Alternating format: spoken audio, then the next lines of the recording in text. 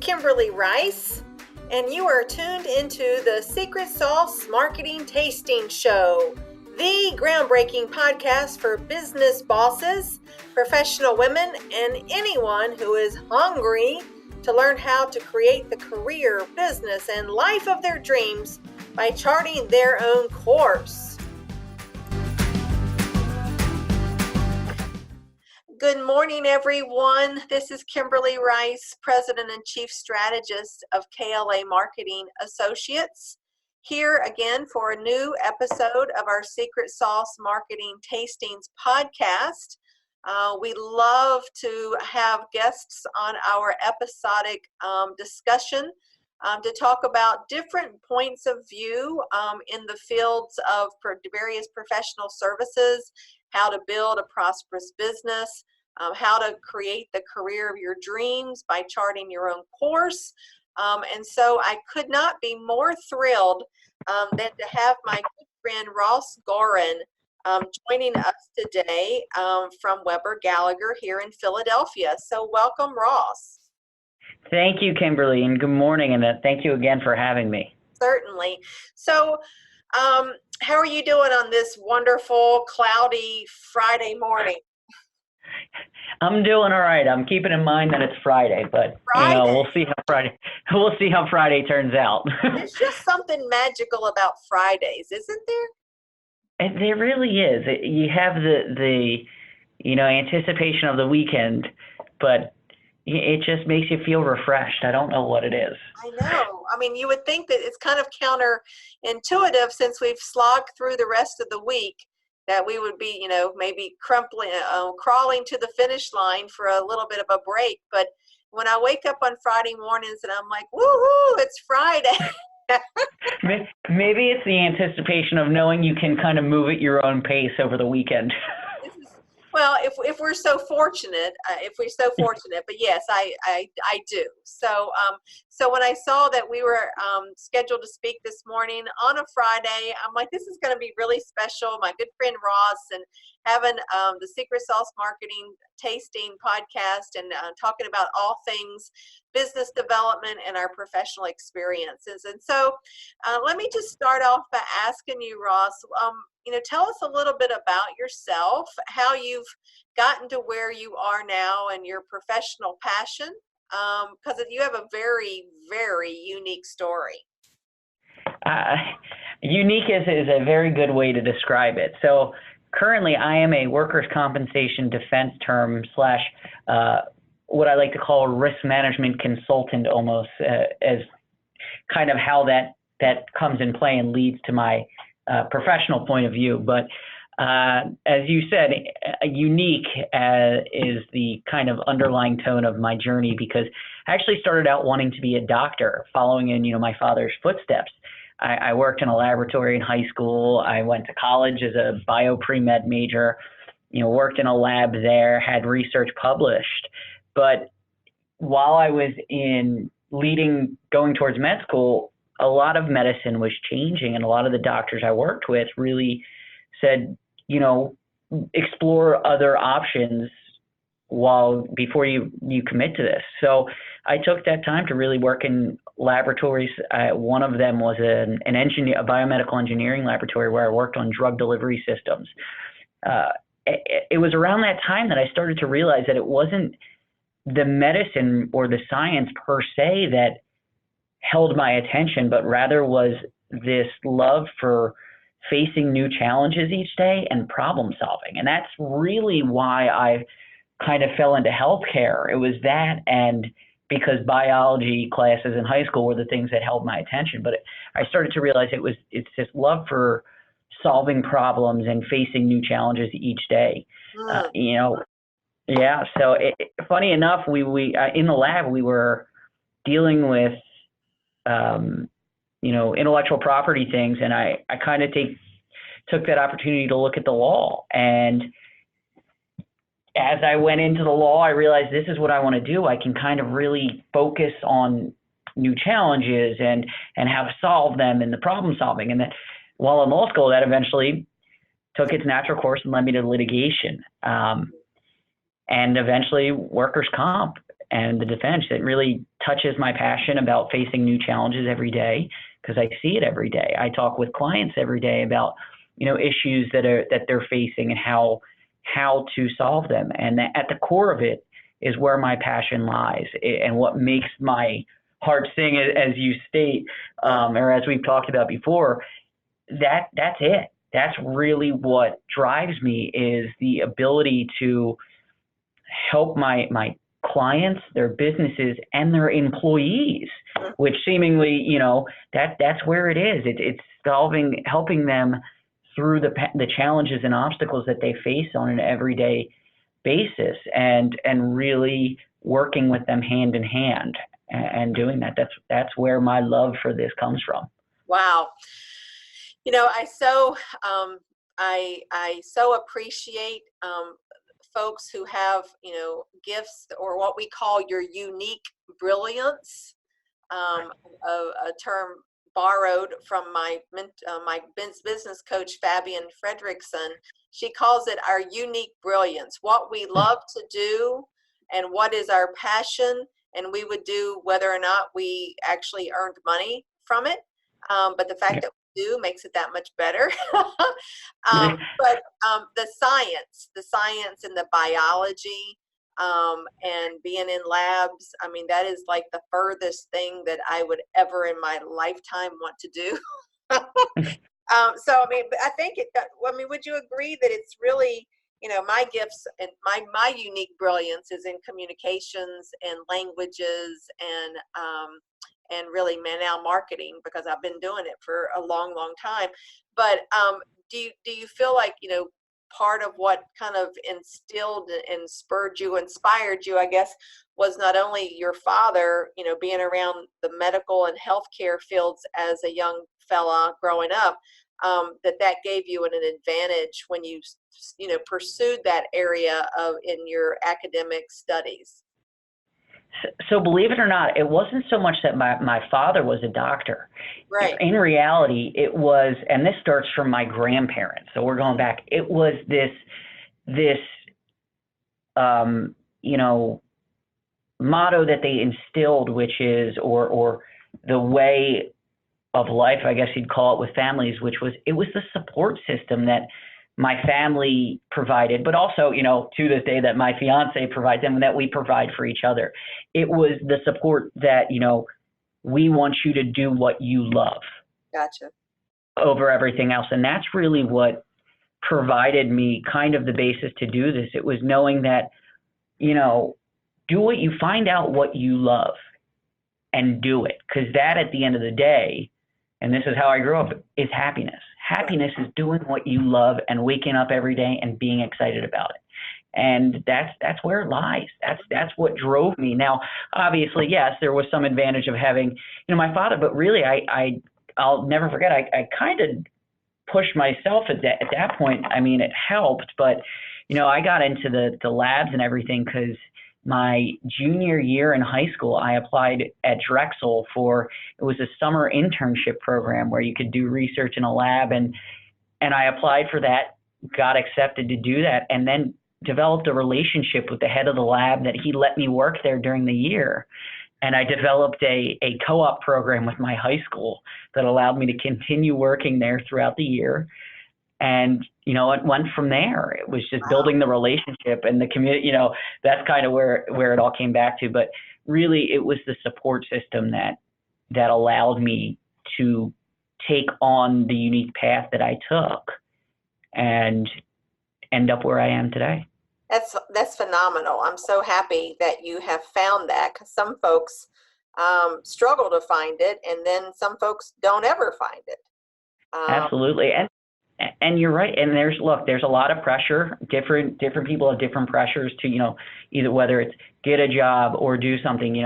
I was fortunate enough, and very fortunate, to really have a family, a support system that just focused on making sure we were, me and my brothers were doing what we loved. Gotcha.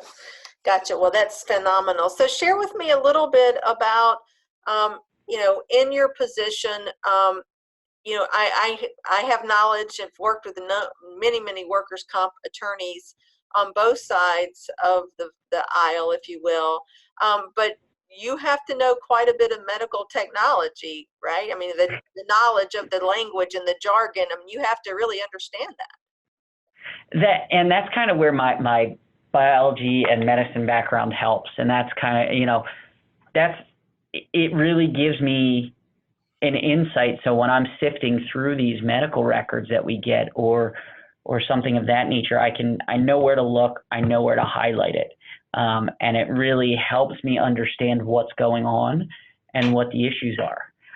And that's half the battle in workers' comp, because it does deal with a lot. It does deal with medical quite a bit. Yeah.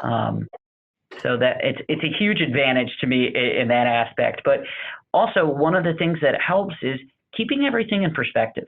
That's always the biggest thing, because the medical records do say stuff, but at the end of the day, you got to remember that there's more to it than just what the medicine says. Right. There's a lot of different parties involved, including the employee and the company, and you really have to keep all of that in perspective. Yeah, it's more than just the black and white. These are people's lives. Yeah, that's exactly right. Representing your clients. You've got people at the end of those medical records whose lives have been potentially changed adversely because of whatever alleged accidents or injuries that they may have suffered. Yeah, that you're exactly right, and that's what needs to be kept in mind. There's multiple parties involved, and it really helps to keep that in perspective, because at the end of the day, the clients do care about their employees as well. Right. And that goes to everything. It's more than just one case at a time. There's trees in the forest, as you'll say. But sure. Again, the perspective is one of the biggest parts, and trying to maintain that perspective, because it helps everybody. Right. It really does, and that's absolutely.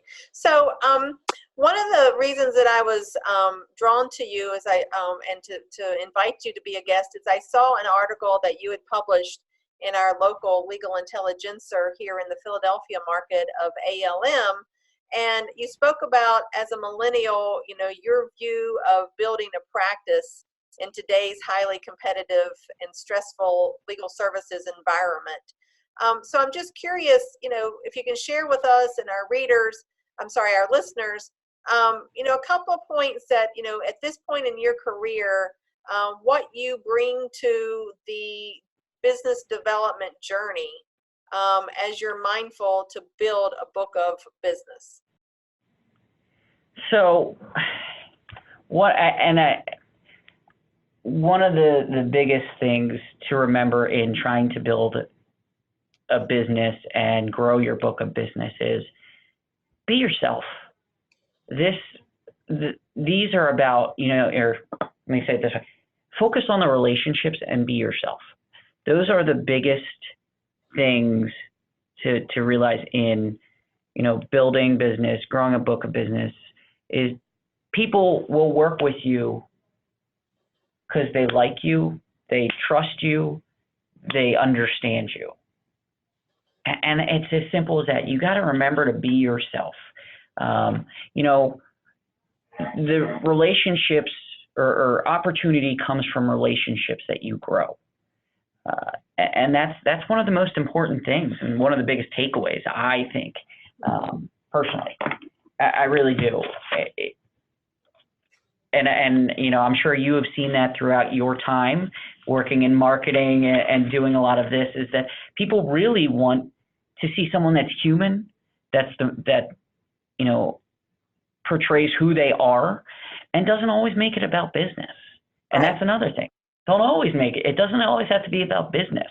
Networking is about building relationships. If business comes from it, then great. If not, that's okay too, because you developed another relationship. And those relationships last longer than business does. Right. Well, it is interesting. I've done, tons of coaching over all these years, decades. And I think lawyers in particular, and I see this some with accountants, but particularly with lawyers, is they're really pretty uptight about building business. And I had a coaching client some years ago who was a managing partner for a firm out in suburban Philadelphia, who was getting ready to go to a conference, a trade conference networking reception. And we had our regular call, and he said, I really am very uncomfortable asking the question. And I'm like, okay, what's the question? Because I'm thinking, it could be a lot of things. And so I asked this fellow named Peter, and he said, the question that I'm not comfortable with asking in a networking situation is, quote, how can I get your business, unquote. And, I'm thinking, wow. And I'm like, Peter, I hope you're sitting down because I'm just going to make your day. I don't ever want you asking that question ever in any networking situation, because that's not what it's about. It's not about getting someone's business. The question you should be asking is, how can I help and support you? That's exactly. The question. So exactly. It's such a mindset that I think, in what I've seen and experienced, and I've of course been in this networking world for decades, and what I see is that people to rush the process of relationship cultivation, because one of the things, and you're exactly right, Ross, is people who are just people, that may be a CEO, or it could be a GC, or it could be the risk manager, whoever, but they're still people at the end of the day that have needs and challenges and families, etc. And they want to work with other people, as you said, that they know and that they like. But the third one is that they trust, right? Because we don't want to be questioning, right. Somebody acting in my best interest. And the key thing is you can't manufacture trust. It takes time to develop that rapport and that relationship, which in turn develops trust. And so, so many business owners and lawyers and clients, they want to rush this process, and they want to have it, they want all the clients brought to them in a nice little box with a bow on top. And they get extremely frustrated when that doesn't happen. They're like, oh, I called so-and-so, or I saw so-and-so, and I can't get their business. But sometimes they rush the process. But if they were to instead approach it by, increasing what we call the number of touches, you see someone at a network event, and then you invite them to a firm event, and then maybe you invite them to a social event, and then they see something as a social media post, and then they're a recipient of an e-blast, and then you call them up for coffee. I mean, those are the things that expand and extend the relationship, and really the fastest path to developing trust. Absolutely, you're 100% right, and that's kind of how I direct myself, or think of it when I go to marketing events. I never go to events with the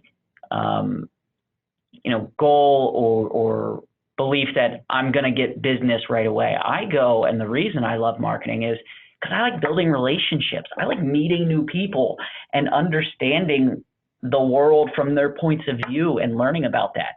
And that's my goal when I go to these events, is about, who's out, what relationships can I build? Because sometimes getting the work advances your career, or sometimes not getting the work, I should say, advances your career, because it gives you a bigger support system. It gives you people that you can kind of talk to and learn from over the years. You have a relationship that can help you in the future. Sometimes that's the best. Right. There's different things, and that's what it is. It's about relationships. To me, that's always what it is. It's a relationship business and a relationship world. Right. And never has it been so easy. I don't know if you grew up without social media or not, or I doubt you grew up before the internet, right? I had the internet. We were right around the time that like I think it was like Prodigy, and it was just kind of really taking off at that point. So you had the old dial-up Prodigy, I remember. So, I mean, I can remember a time when we didn't have the internet, that we did not have email, that there was not LinkedIn and Twitter and Facebook and Instagram. And so, that was a whole different set of challenges when we weren't as connected. But I see today with all the different social media and communications channels of ways to connect, to cultivate and grow the relationships, whether they start online or in real time at a face-to-face event. I think one of the greatest lessons is learning how to leverage all of those to build the relationships, perhaps for purposes of business development. But as you mentioned, rightly so, that they can be so much more, they can be so much stronger and multi-purpose and multifaceted, whether or not they develop into business. But it's just been fascinating. I think I've been on LinkedIn for 11 years, and I think I just crossed over with 3,000 first connection. Oh, wow. And I feel like I know all of these people. And one of the things that's a really great kicker for me is meeting people on LinkedIn. And then you develop the relationship. You may even partner on things, and then having the privilege to meet them in real time, in person.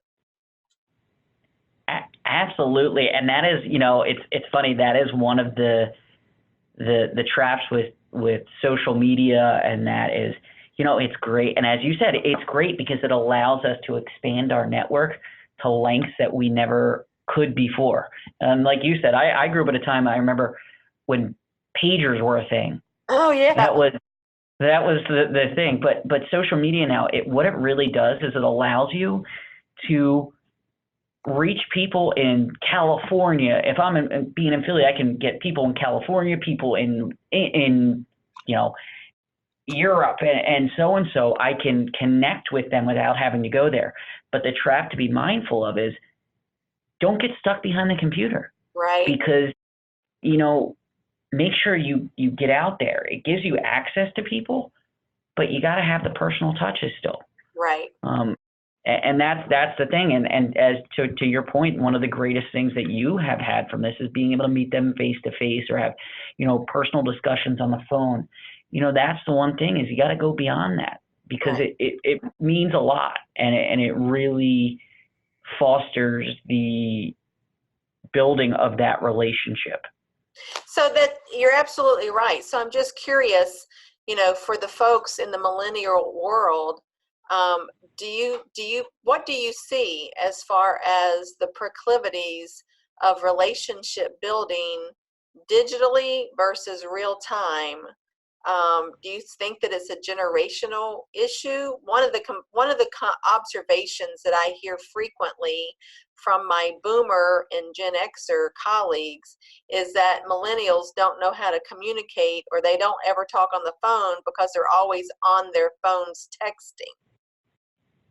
It's funny. I think that there is truth to that. Texting's easier. People text all the time. Mm-hmm. But, I would actually, funny enough, I would consider myself more of an old time soul in that, I text and I email, but I'd prefer to pick up the phone. I'd prefer to go out and meet someone face to face. I still work with paper, even though I can do everything online, because I like the feel of paper. I like having it and writing stuff down. But I do think there's truth to that there is some divide where millennials and, will just do the texting and the emailing because it's easier. But to me, I really do still like the relationship aspect, the talking on the phone. Why push back to, multiple emails when I can just pick up the phone and get an answer right away or resolve something right away? That's the truth with developing relationships, but also with work, I still feel that a phone call has a lot more effect than, or a meeting in person has a lot more effect than an email or a text, because you can really gather sincerity and tone and everything from those. And it's a more personalized touch. Absolutely. Something that I teach all the time in communications CLEs that I do is, if you think about communication as like a pie chart as a pizza, 65% of how we communicate out of 100%, 65% is non-verbal. And 25% is how we use our voice, our tone, our inflection, etc. Only 10% are our words. This is scientific studies, and people are blown away when I share this with them. But when you think about texting and emailing and any other digital type of communication, we have just eliminated 90% of how we communicate by communicating electronically. So it's very, very, very easy to miscommunicate or to be misunderstood if we do not have the benefit of nonverbal communication or how we use our voice. Absolutely. I can tell you from personal experience. It's the misunderstandings with, and I'm referring to, conversations with my parents or even my fiance at times. But no, I mean, verbal communication is just so important still. Yeah. I don't think you could ever take that away. I mean, personal touches are still so important, not only socially, but professionally as well. Yes. I've done a few things regarding how not only the law, but for workers' comp and claims insurance, but claims handling is changing with the increase in data. But everything, all of that is so helpful, but you still need those personal touches, the communication. You still need that. It's still so integral. Yes, absolutely. So let me ask you, if you could give your younger self one piece of professional advice, what would that be? Balance. Balance and perspective.